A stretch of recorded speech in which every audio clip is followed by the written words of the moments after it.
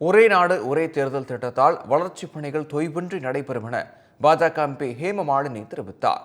நாடாளுமன்ற வளாகத்தில் செய்தியாளர்களிடம் பேசிய அவர், பிற நாடுகளிலெல்லாம் ஒரே ஒரு முறை மட்டுமே தேர்தல் நடைபெறுவதாகவும், இந்தியாவில் அடிக்கடி தேர்தல் நடப்பதால் வளர்ச்சிப் பணிகள் சுணக்கமடைவதாகவும் கூறினார்.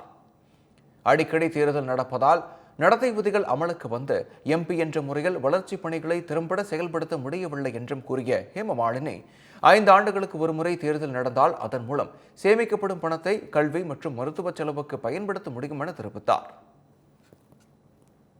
வீராணம் ஏரிக்கு நீர்வரத்து குறைந்த நிலையிலும் சற்று சுற்றுவட்டார பகுதிகளில் வெள்ளம் வடியாததால் பொதுமக்கள் கடும் அவதியடைந்து வருகிறார்கள்.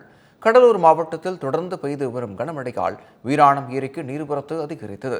தொடர்ந்து ஏரியில் இருந்து உபரி நீர் திறந்து விடப்பட்டதால் சுற்றுவட்டார பகுதிகளான லால்பேட்டை, திருநறையூர், எள்ளேரி, குமராட்சி உள்ளிட்ட பகுதிகளில் வெள்ள நீர் சூழ்ந்தது.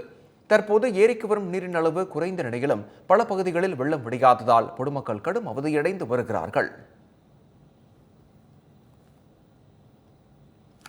நடிகர் விஜய் சேதுபதி மீது நடவடிக்கை எடுக்க வலியுறுத்தி சிவகங்கை மாவட்ட ஆட்சித்தலைவரிடம் காரைக்குடி தொழிலாளர்கள் புகார் அளித்து உள்ளனர்.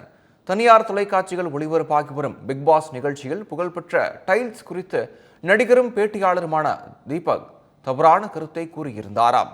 அந்த கருத்தை ஒளிபரப்பியதால் தனியார் தொலைக்காட்சி தொகுப்பாளர் விஜய் சேதுபதி மீது வழக்கு பதிவு செய்ய வேண்டும் என புகார் கொடுக்கப்பட்டு உள்ளது. இது தொடர்பாக ஆத்தங்குடி டைல்ஸ் உரிமையாளர்கள் மற்றும் தொழிலாளர்கள் மாவட்ட ஆட்சித்தலைவர் மற்றும் எஸ்பியிடம் புகார் மனு அளித்தனர்.